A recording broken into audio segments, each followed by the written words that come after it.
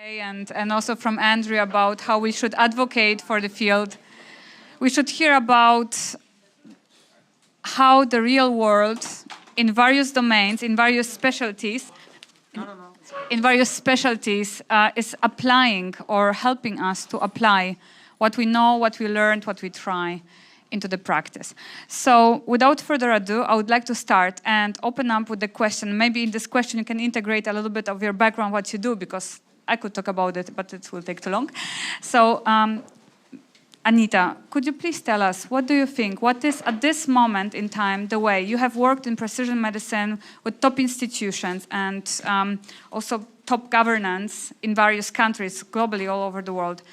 Where do you see the biggest chance? What is applicable now from longevity science and precision medicine practically? Thank you, Eva, and thank you all for being here.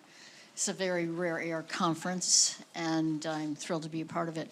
Yeah, by way of background, I have a background in healthcare communications and law. I was fortunate enough to be recruited by Ann Wojcicki at 23andMe, early days, 2008, where the FDA had no idea what to do with the platform. How would they regulate it? People are going to jump off bridges if they find out who they are on a molecular level, lots of disinformation. On the other hand, as we know, Anne has prevailed. She's done a remarkable job, particularly in the business development area, and I was very privileged to be in that area where, because of the database, she is able to provide phenotype and genotype to pharma and accelerate drug development through surveys through her database.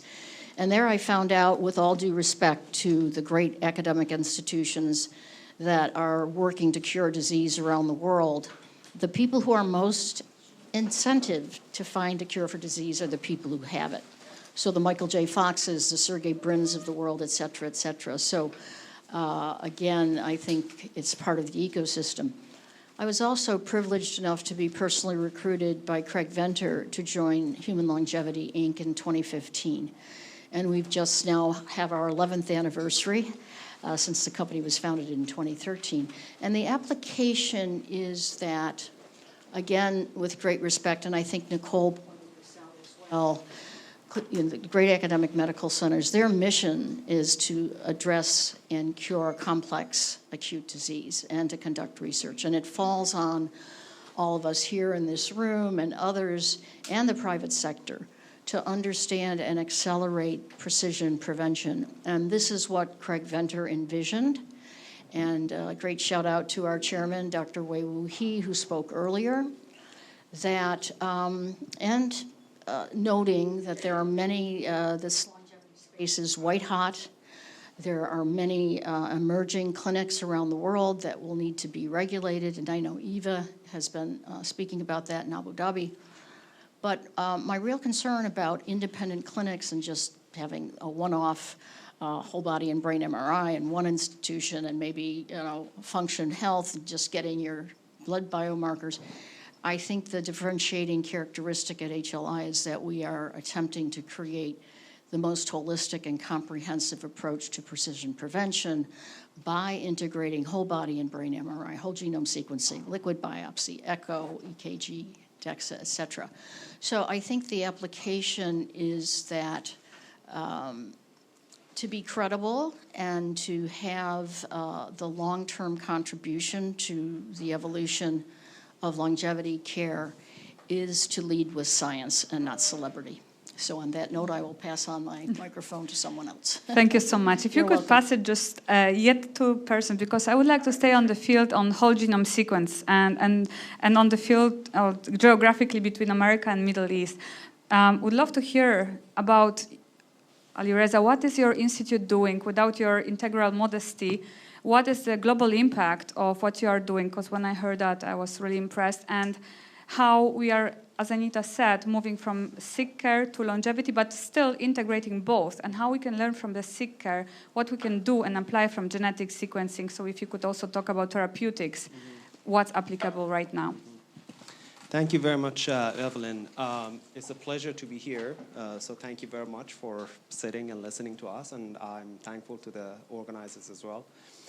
So my center, which is the Harvard Medical School International Center for Genetic Disease, is aiming to enhance genomic and precision medicine globally through partnership with the governments, with industry, and with major academia. The reason for that is we think that, well, after COVID specifically, we all know that it's not possible to be safe if your neighbor is not safe.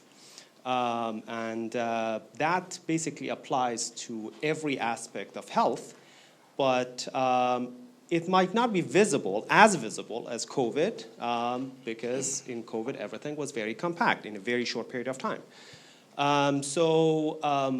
One example that I can tell you is that, for example, for the 10 top most grossing drugs in the US, between 60 to 80% of the population are not responding to the drugs the way that they should. This is resulting, so it's imprecise medicine. Imprecise medicine results in $950 billion waste of healthcare in the US. So you heard earlier from Andrew that the healthcare budget in the US is around $4.5 trillion. This is equivalent to almost 20 to 25% of the healthcare budget of the US. And this is only the money. We are not talking about the lives here. We are not talking about comorbidities that are coming because of this like waste, because that we lose time and all those things. So, and we have been trying, so diversity is super important. Diversity is not happening only in the US or Europe. You have to go to the other countries. You have to involve them, and then if you have to enable them to generate data first. When there's no data, then you cannot share it. When there's no data, you cannot use it. So what we are trying to do, we are trying to help the governments, basically, to establish genomic medicine, precision medicine, and basically serve the population. That includes from like translational research to capacity building to technology transfer. And I can tell you, for example, for capacity building, in the UAE, we are organizing, we are now implementing the largest nationwide genomic medicine training program to train 600 physicians across the country, because UAE is now implementing one of the largest, well, probably the largest genome sequencing project in the world. With almost so far 700,000 individuals being whole genome sequenced. But workforce is important. It's not only, you cannot only buy machines or use like very advanced technology if you cannot, if you don't have the workforce. So this is actually, we think that this will result in a change in globally. This is not, UAE is not the only country. Now we are working with 10 countries actually around the world. Some of them do have resources and but not much infrastructure. Some of them do not have resource or infrastructure. So I believe that this needs a global effort, basically, if we want to address longevity, at least from the genomic medicine point of view. This will result in, so Evelyn mentioned like drug discovery. We are seeing now new significant investment in science, in new technology from different parts of the world that I believe will change the landscape of medical science and specifically drug discovery. So this is basically what our efforts are working with them. One other thing that I wanted to say is that most of countries do not have access to very cutting-edge technologies that are more useful to them than the modern, than actually more developed countries. So, for example, AI. I think that many people believe that the less resource you have, the more helpful AI can be to your country. So in the past 8 years, the speed of computation has increased 1,000 times. You heard from like other people, you heard from Weiwu as well about like genome sequencing, the pricing, and all those things. This is probably it's not very common that our technology is much ahead of our data. So now we have technology to analyze the data, but we don't have enough data from different parts of the world, even from even one country. So, and when we talk about data, we talk about very precise data, very continuous data. Not many biobanks collect data, well, they are like snapshots. You have data like every 5 years or every 10 years. And they have been, in medical science, we have selected either precision, so that we don't have enough people, so we select a very small group of people and we phenotype them and we analyze them very carefully, or we say that we cannot collect enough precise data and we go to a scale. And then with the hope that the noise will be removed by going to a scale. Now we are in a position that we have technology to analyze a lot of data, and we have the technology to generate data. But we need to make sure that this data is not collected over and over from one part of the world. It should be a global initiative. I should stop here probably. I can comment afterwards. It's been great. Talking about scalability, being global, and drugs.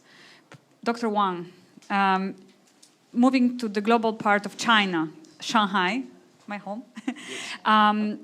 I would like to ask you, so maybe you can also tell us about Fosun Group, because many of you might know Fosun Pharma, a very big pharma company of a traditional pharma way, but Fosun Group is so much more than that, right? And to see finally a group like that, including pharma, moving into longevity is something that we are really looking forward to as clinicians and as patients, I assume. So can you tell us something about what do you see as a practical step of such a group moving into the field? It is a great question. I guess I'm here because I've been spending more than 30 years in cardiovascular medicine. About 10 years in Australia as a clinical cardiologist, and about 10 years in Baylor College of Medicine in cardiovascular medicine, and also over the last more than 10 years in Merck, Novartis, and then Fosun Pharma as a drug developer. So always on the cardiovascular medicine. Before I talk about the Fosun's effort, but I just want to say, in relation to the practical measure of how we can live on, make a benefit of this longevity research and all these great discoveries over the last 3 days or 4 days being shared, I guess one point would be very clear. What is the determining factor for lifespan and health span? It's death, right? I mean, that determines what lifespan is about. But if you think about most human death, not by aging, it's by specific organ failure. And myocardial infarction and stroke, all of these. And I think when we're looking for measures to make us happily live longer, we need to look into which organ we can specifically protect, as just you refer to as precision medicine. And we need to identify what kind of aging factor will make specific organ, when exposed to specific environmental factors, that will make it die early. So about 2 decades ago, I was involved in early life programming.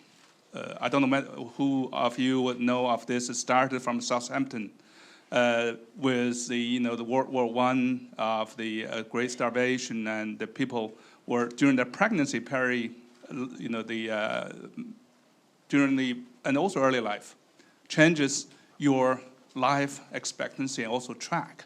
So sometimes we say you are destined to become rich, you're destined to die early, you're destined to live longer. All these are all modifiable during the early stage of life. So that's why I came here for this meeting. This is my first time to attend this meeting, is to look for drugs or measures which we can develop to make us live happily longer, not just live longer. I remember our chair of the board keeps saying, I don't want to live 3 months longer, but miserable. I just want to live happily longer. So that you talk about Fosun Pharma that I'm currently working in. I've been working for the last 1.5 years. We are having a huge complex conglomerate with 4 of the major business divisions. One of the divisions is happy business. The other divisions is a health business. So we have 2 major divisions. Happy divisions, we have restaurants, fashions, the Holiday Inn, we have hospitals, and we want to make family happy. At the same time, we have also our pharmaceutical divisions. In there, we have the innovative medicines, so as well as the devices, hospitals. So our philosophy is really trying to make our patient, ourselves, not only live longer miserably is not worth of it. Live longer happily. You would want to trade for 1 month to be miserable and to be happily a little bit shorter. So that's what our goal. And I think for the longevity or the research or drug development, we probably need to start focusing on 1 or 2 single organs first before we look into systematic prolonged life. Thank you. Great, thank you so much. But this is. I have one. No, actually this way, because I like to open with lady. And, okay, great. And close with the lady. Okay, great. Thank you so much. Talking about happy, a lot of the happiness that we have in our life is connected with our gut, right? But not only with our gut, we would say with the microbiome. We're a little bit further than only the gut, right? When we talk about microbiome. But at the same time, as we are talking about data, it's good to hear that more and more people are focusing on bringing microbiome into what we call an algorithm as a medicine, rather than just one pill for all. Bruno, can you talk a little bit more about that and the science that you are doing, specifically the clinical trials that are going on? Thank you, Eva. So when we talk about longevity today, people tend to talk about supplements and exercising and sleeping longer, but that's not today. That's something that we could do 1,000 years ago. Even metformin is not today, repurposing. We could do that 10 or 20 years ago. What we can do today and what we couldn't do 10 years ago is understand these interactions within the gut. And until we do that, we cannot talk about longevity. We cannot talk about anything that is related to human being. Why? Because this is determining how all the drugs, all the nutritional interventions, all the supplements are being absorbed. And it's wild, wild west. We talk about regulation of AI, blockchain, and other things, but nobody is regulating what probiotics are doing, what different medicines are doing. 40 to 70%, as you know, oncology drugs are not working, non-responders. We are talking that #1 cause is a gut microbiome phenotype that is not supporting it. So we are focused on gut-brain axis, on mapping and modulating the gut-brain axis. And it's a tricky area because you cannot pull out gut-brain axis. It's not, it's kind of meta-organ. It's something that is happening as a connection. If we talk about integrative Chinese traditional medicine, it's about functions. So it's about functions of the organs. And that is what we have with gut-brain axis. So we are mapping it, we are doing multispectral diagnostics, approximating how different bacteria in different phenotypes are doing this cross-feeding with different information. Informations are bioactive supplements, but even food, once you zoom in, those are molecules. Any medicine, we are talking about information, about informational medicine. And until we do that, we cannot talk about holistic longevity. We can talk about guesswork and hoping, but microbiome and gut-brain axis is foundation. So how we do it, we already have a solution on the market. We have early adopters that are feeding Anibiome with data. We are putting that into machine learning models. At the same time, on mechanistic level, we are doing all the preclinical. We are doing gut-on-a-chip methodology, Cypher methodology, taking human donors to understand the connections, metagenomics, metabolomics. We have more than 30 machine learning models, digital gut model, and then based on that, searching for optimal molecules. But that doesn't mean anything if we don't translate it into humans. So we also do human data. We just finished one trial, 150 people, fiber, our products, H-biotics, so bioactive compounds, and placebo, and we proved what we already know from Stanford, from Dr. Zorenberg. You cannot just say fiber, take fiber, and that's good for gut. For whom? You cannot take probiotics. Which probiotics for which person? You're doing a beautiful job in debunking this. We need to talk about information. Which ratio for whom, for how long? How is that affecting? And then we can literally double the income of whole pharma industry overnight. Because if we turn non-responders into responders, we change the whole world. And we need to start there. And that's not something that we are talking about 2040, 2050. It's something we can do today. There is data out there. We are collecting it, but there are other beautiful groups, and let's do that together first. How about the tongue? What's about the tongue? You are here with so many people from China. So, in our opinion, tongue is the most underrated diagnostics tool out there.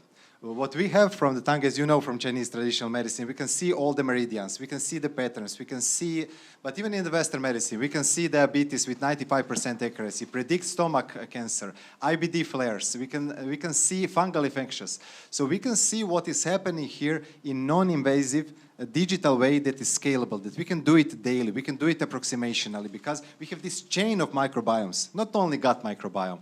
We are talking about gut microbiome, but most of interventions and supplements never reach it. They're being absorbed in the upper part of the digestive tract. So gut microbiome is not relevant. We cannot anymore just jump on some science and sell supplements. We need to go further. We need to do this from scientific manner. We developed not only the most precise models in the world to take features of the tongue, yellow coating, white coating, cracks, puffiness, and all the other things. We developed a multispectral device called Analyzer that I believe I have here. It's mimicking multispectral camera. So what clients do, they take multispectral diagnostics of the tongue. We can see infrared light, we can penetrate within the tongue, see what's happening there, and then we can see infinitely more data and look at the correlations and patterns. Only when we will be able to 24/7 monitor what's happening within our gut microbiome, approximationally, of course, then we will be able to prevent everything that is about to come that we don't want to. Great, thanks so much. I think it was so very important for us to hear continuity in data collection is so important. You can't continuously measure your microbiome in this tool. Hope not, for many people, not continuously. So talking about all that and bringing to really the people who will be applying it, we also need a little bit of quantum AI, right? Christine Huang, professor from Hong Kong, she's an oncologist, so she's coming from the area of liquid biopsies. Long time ago, where the circulating tumor cells were just being developed, she was already in it. And she moved into longevity and is now working in the Quantum AI Institute. Tell us a little bit more about what do you plan in Hong Kong, the hub for Asia, right? To make longevity practicable. Thank you very much for the precious opportunity, and especially for our chair, Professor Evelyn Bischoff. Yeah, as she mentioned, I was trained on oncology, in parallel neurology, at the same time, and in parallel, I'm also very much developing new technologies. Previously developed microfluidic-based circulating tumor cell, and that is why we meet with each other. For longevity medicine, actually, Professor Evelyn Bischoff and Art Jabarkov, that is the chair of the ARDD as well.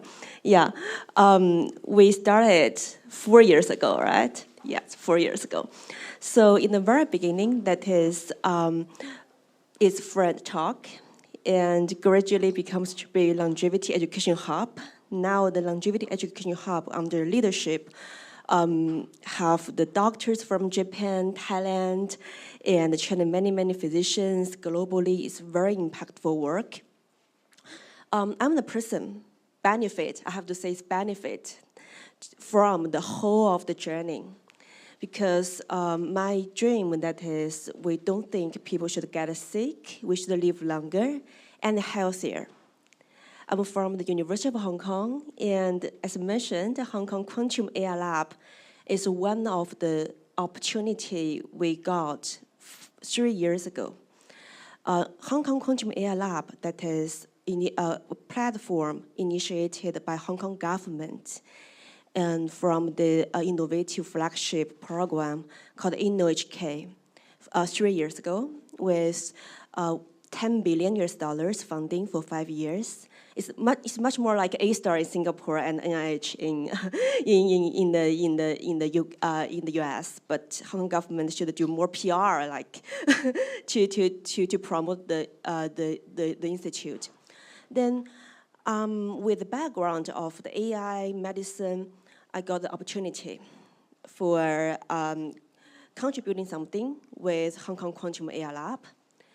And I think maybe the longevity medicine, the AI-driven longevity medicine gonna be the best practice with all of these resources, because Evelyn and Alex and Taifu published the AI-driven longevity medicine, right? We should make it happen in Asia, in Hong Kong. Then that is how everything happened. In the very beginning, our roadmap, that is to initiate Hong Kong Longevity Medical Center. Now it's changing the name to Hong Kong Healthy Longevity Medical Center. We're going to announce it soon because for the terminology things. And we are thinking about, we should create a new model. We shouldn't be like the traditional medical way. If we're talking about AI, if we're talking about precision medicine, we should really think about what is a roadmap from the traditional and from the data accumulation from the past 30 years. And now how we can integrate using AI to analyze it and directly benefit it to human beings, to our patients. So that is our work and framework in Hong Kong. Then we are working very hard to gradually have more news to share in next year, maybe. As mentioned by Professor and Dr. Wang, there are 2 points. One that is organ-specific, another that is precision medicine. So from our roadmap, the key that is, if we wanted to integrate the organ-specific and precision medicine, we should have a medical system based on that. The current medical system is not based on that. So we are creating it now. That is how is AI-driven, quantum AI facilitated, organ-specific, precision medicine, integrative, longevity medical applications in Hong Kong. And luckily, we just got the longitudinal data from Hospital Authority, the Hong Kong government, with 1 million population, 30 years longitudinally. And we hope with this resources, we can make more collaboration with Global Genome Project and build up the algorithm with quantum enhanced, which is highly privacy infrastructure in this field, and we can see how it's going to be the longevity medical in the future. Thank you so much. Just a small correction. When she said contribute to AI Quantum Lab, she means to lead it, right? To be the director. Just a small mention. Very humble. All of you very humble. Great. Thank you so very much. We can take some questions from the audience if there are. Okay. I like the speed. Okay. Thank you so much. And I've seen nearly all of you mentioned about data and data globalization. So how do you think is the most challenging factor that stops us to just pull all of our data together to make a better model and make it more precise? Maybe Alireza, you could talk about that? I think you are doing a lot of work on this. So again, when one issue is availability of data. So if the data is not available, then you cannot use it, you cannot share it. So many countries, the data is available from a very small number of countries. So whatever we hear from like in publications, in good publications and then guidelines, is basically based on data from a very small number of countries. So we don't have data from the majority of the countries, usable data. So that's one thing. The other thing is regulations and laws. So most countries do not have regulations, even in like high-income countries, regarding how to share data, how to responsibly share data. Like with industry, you hear from companies basically that share data sometimes is very clear. Sometimes people have concerns about like the use of data. So I think that's very important. Laws and regulations should not restrict science and research. They should be in place to enhance In many countries that we work with, basically with the leadership of the countries, I can speak probably about this issue very carefully, that when there is not regulation in place, then liability will be maximized. Someone should decide about that, if this data should be generated, how the data should be shared. That person can be like the leader of the country, but it's still, there will be liability. So, but when you have regulations in place, so that's the other thing. So the first is availability of data. The second is the regulations, basically, the ethical and legal aspects of this. And the third is, I think, that we need global initiatives. Now we do have, now we have, I think, the technology to analyze the data. We do have platforms, like from the cloud system to AI and many other things. For the first time, I always say that. So for the first time, we are very close to get help from machine for cognition. We did it in the past. We started with calculation. It was like calculators. Then computation, computers. Then we received help from machines for memory, like Google came out.